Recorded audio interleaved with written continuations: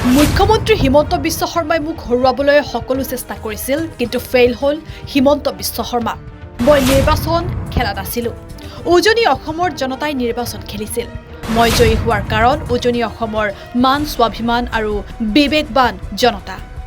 2026ক লৈ শংকাত ভুগি আছে মুখ্যমন্ত্ৰী হিমন্ত বিশ্ব শৰ্মা। মুখ্যমন্ত্ৰী হিমন্ত বিশ্ব শৰ্মাই বুজি উঠিছে 2026ত বিজেপিৰ পতন নিশ্চিত। 2026 অসমৰ জনতাই বুটাম টিপি টিপি বিজেপিক বিদায় দিব। মুখ্যমন্ত্ৰী হিমন্ত বিশ্ব শৰ্মাই কেৱল নিজৰ ব্যক্তিগত সম্পত্তি বৃদ্ধিৰ বাবেহে ৰাজনীতিলৈ আহিছে। বিজেপি চৰকাৰে নিজৰ ধাৰ মাৰিবলৈ দুখীয়া জনতাৰ পৰা স্মাৰ্ট মিটাৰৰ জৰিয়তে ধন লৈছে। স্মাৰ্ট মিটাৰৰ জৰিয়তে দুখীয়া আৰু মধ্যবিত্ত শ্ৰেণীক বিজেপি চৰকাৰে ৰাজহুৱা ঋণ পৰিশোধ কৰিবলৈ বাধ্য কৰাইছে।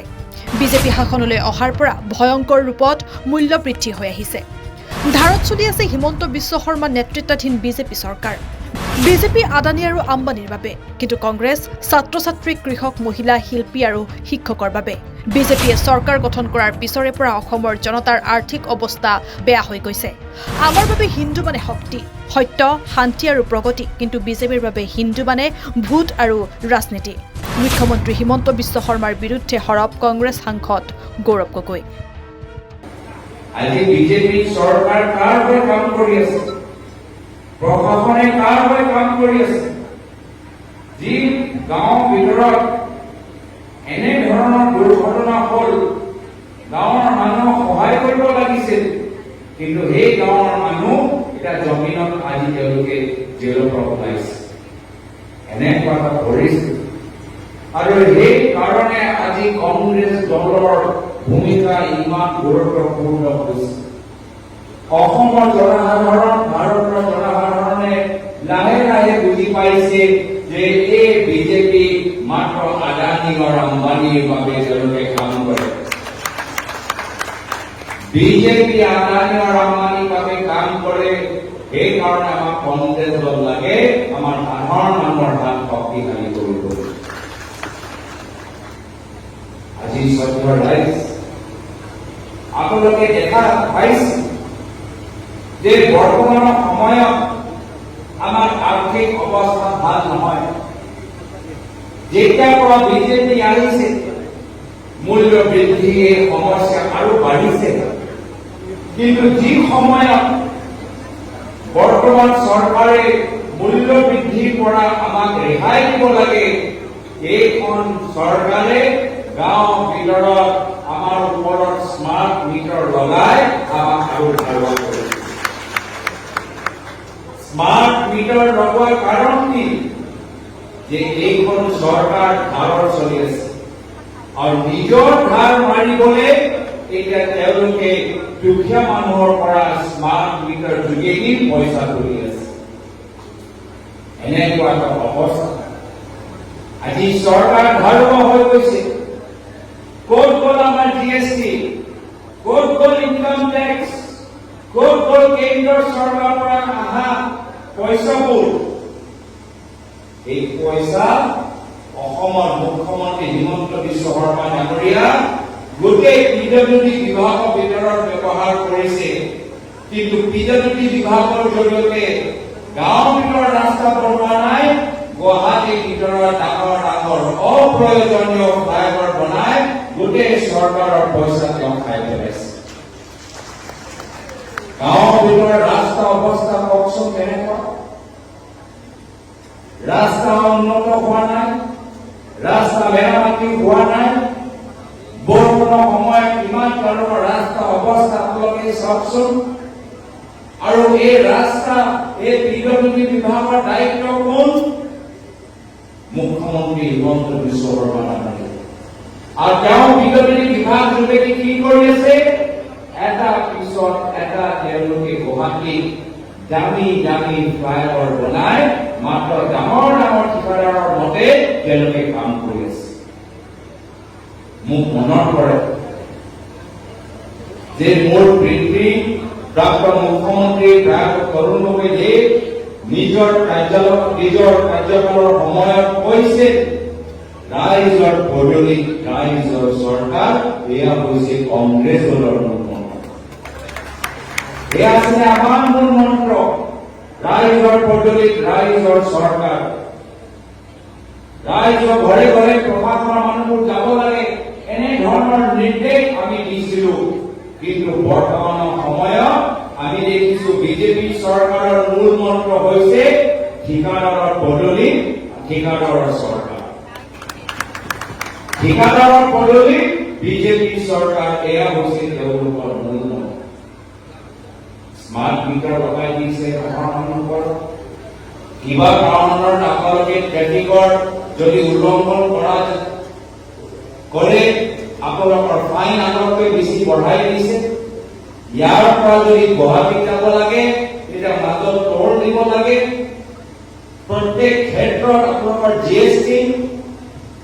আজি সন্ধিয়া ৰাইজ এইখিনি কথা মানুহে গম পাইছে, এইখিনি কথা মানুহে বুজি পাইছে, আৰু যাৰ ফলত কি হ'ল, প্ৰধানমন্ত্ৰী মোদী ডাঙৰীয়া সপোন দেখিলে 400 পাৰ আসন তেওঁলোকে আহিব। কিন্তু এইবাৰ জনসাধাৰণে কৈছে নহয়, ক্ষমতা আপোনালোকৰ মূৰত কৈছে, এইবাৰ আমি বিৰোধী কণ্ঠ আৰু শক্তিশালী কৰিম, কংগ্ৰেছ দলক আৰু শক্তিশালী কৰিম, আৰু ৰাহুল গান্ধী ডাঙৰীয়া হাতৰ শক্তিশালী কৰিম। ৰাইজে গম পাই গৈছে যে প্ৰধানমন্ত্ৰী মোদী ডাঙৰীয়া মাত্ৰ নিজৰ মনৰ কথাহে কয়, মন কি বাত কয়, কিন্তু ৰাইজৰ কথাবোৰে ক'ব।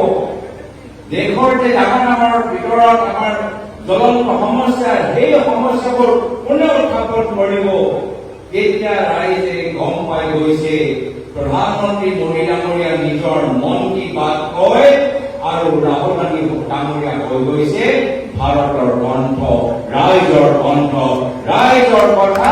এতিয়া ৰাহুল ডাঙৰীয়া উত্থাপন কৰে। তাৰ সৰু উদাহৰণ, অলপ দিন আগতে চৰকাৰে, বিজেপি চৰকাৰে ইউনিফাইড পেঞ্চন আঁচনি ওলাইছে। ইমান দিন এইখন চৰকাৰ তেওঁলোকে পেঞ্চন স্কিম সলনি কৰিবলৈ বিচৰা নাই। কিন্তু যেতিয়া ৰাহুল ডাঙৰীয়া ক'লে কি নহয়, আমাৰ চৰকাৰী কৰ্মচাৰীসকলক আমি অপমান কৰিব নোৱাৰো, ইমান বছৰ তেওঁলোকে ৰাইজৰ হৈ সেৱা কৰি গ'ল, কাম কৰি গ'ল, এতিয়া পেঞ্চনৰ সময়ত আমি চৰকাৰী কৰ্মচাৰীসকলৰ লগত অন্যায় কৰিব নোৱাৰো।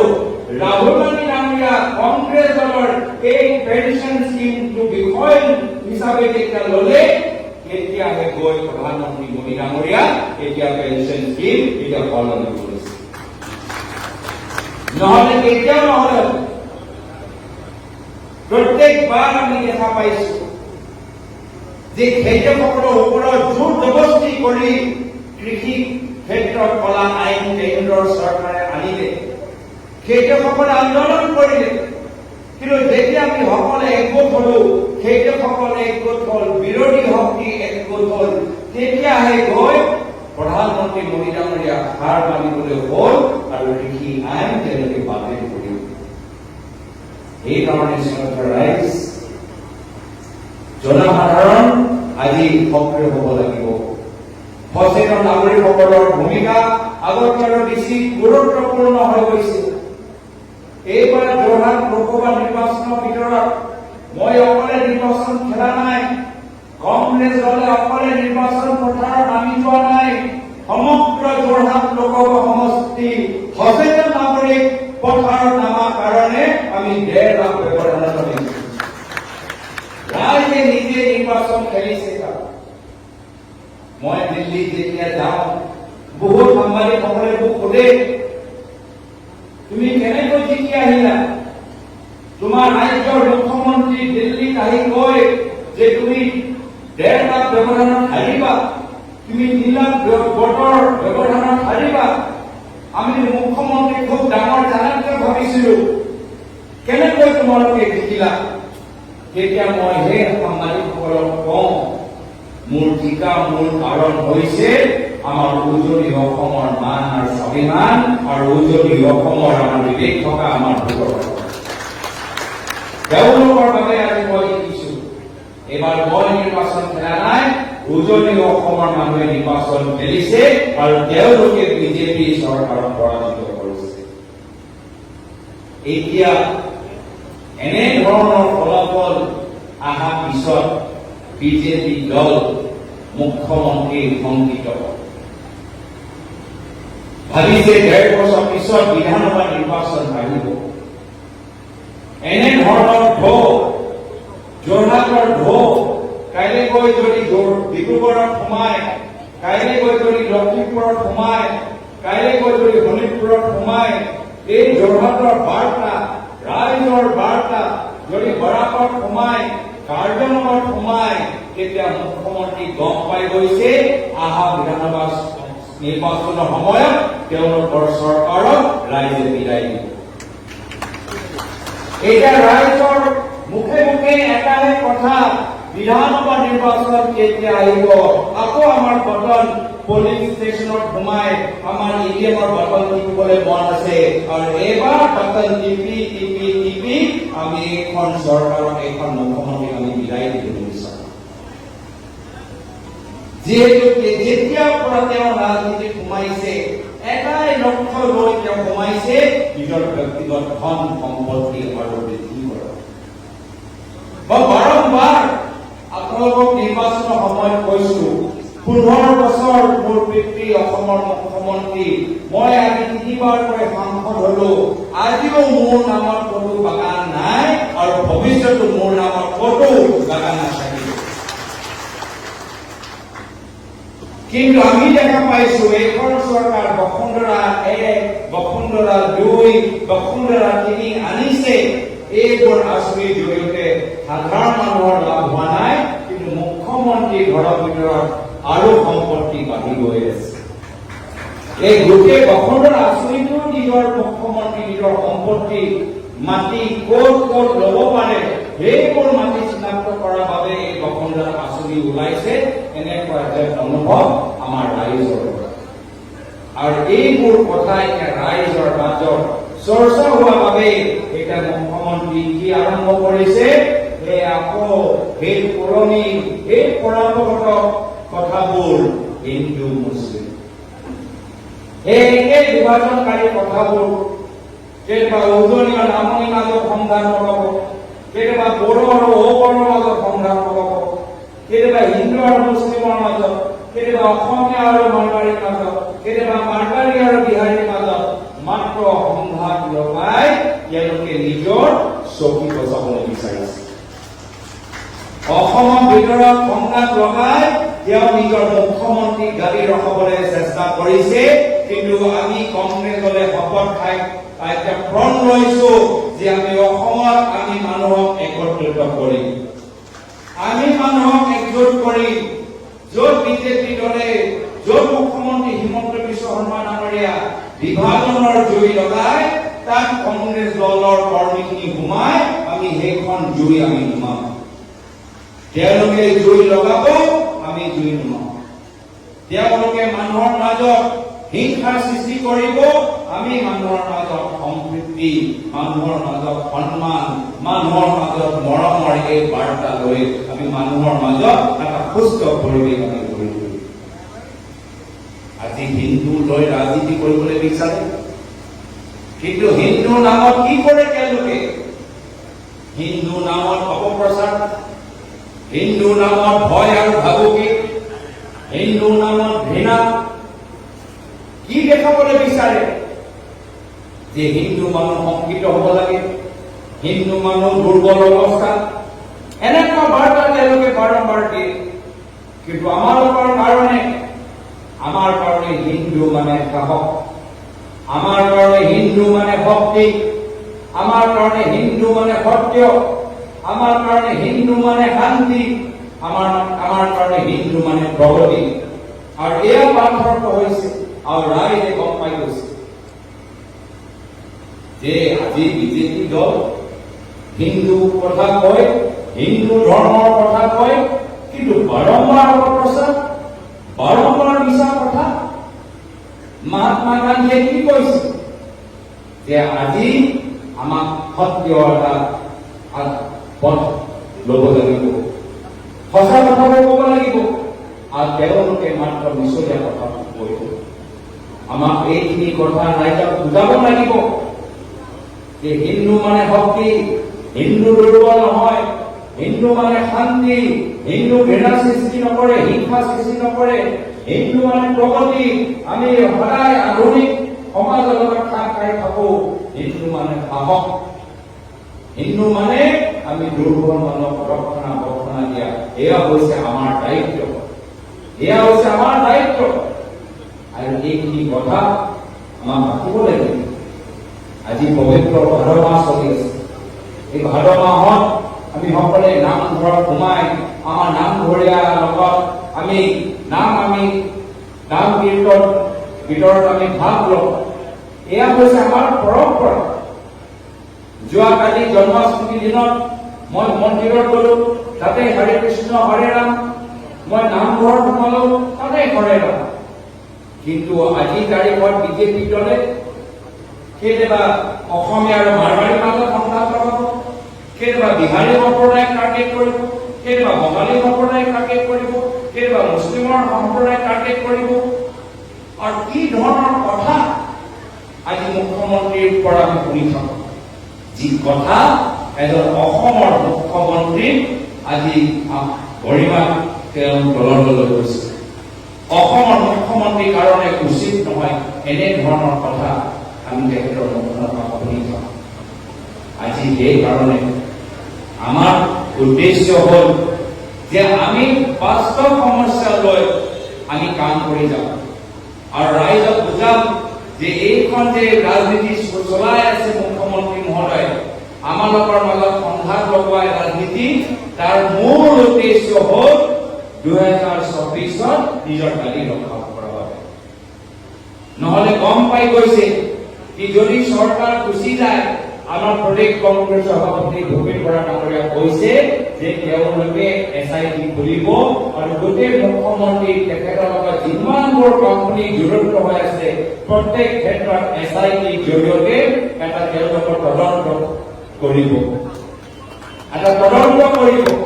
আৰু সেইকাৰণে গম পাই গৈছে মুখ্যমন্ত্ৰী মহোদয় যে যদি ক্ষমতা গুচি যায় তেওঁলোকৰ ওপৰত SIT কেছ হ'ব আৰু নিজকে SIT পৰা বচাবলৈ এতিয়া চাৰিওফালে সংঘাত। সেইকাৰণে মানুহে মনত পেলায় যে এইবোৰ দিন, এনে ধৰণৰ ভাষা, এনে ধৰণৰ ৰাজনীতি আমি প্ৰাক্তন মুখ্যমন্ত্ৰী প্ৰয়াত তৰুণ গগৈদেৱৰ দিনত দেখা পোৱা নাই। প্ৰয়াত তৰুণ গগৈদেৱৰ দিনত আমি সকলোৱে নিজৰ আদৰ্শ আমি পালন কৰিবলৈ এটা সুবিধা পাইছো। সেই সময়ত যিসকল অগপ আছে তেওঁলোকে অগপ সভালৈ গৈছে, যিসকল বিজেপি আছে তেওঁলোকে বিজেপি সভালৈ গৈছে, যিসকলে কংগ্ৰেছ সভালৈ যাবলৈ দিছে কংগ্ৰেছ সভালৈ গৈছে। কিন্তু আজিৰ তাৰিখত যদি কোনোবা কংগ্ৰেছৰ সভালৈ যায় তেওঁলোকৰ আঁচনি পত্ৰ কৰা যায়, মন্ত্ৰীবোৰ আহি নামঘৰে টকা পেলায়। এয়া বিজেপি আদৰ্শ হয়নে নহয়, এয়া প্ৰশ্ন কেতিয়াবা মোৰ মনত উত্থাপন হয়। ময়ো বিজেপি আৰু অগপৰ ইতিহাস বহু দিনৰ পৰা অধ্যয়ন কৰি আহিছো। বাজপেয়ী দিনত বিজেপি কেনেদৰে কাম কৰি আছে মই যথেষ্ট অধ্যয়ন কৰোঁ। প্ৰায়ত সুষমা স্বৰাজে কেনেদৰে সদনৰ ভিতৰত নিজৰ কথাবোৰ উত্থাপন কৰিছিলে এজন বিৰোধী দলৰ সাংসদ হিচাপে মই অধ্যয়ন কৰোঁ।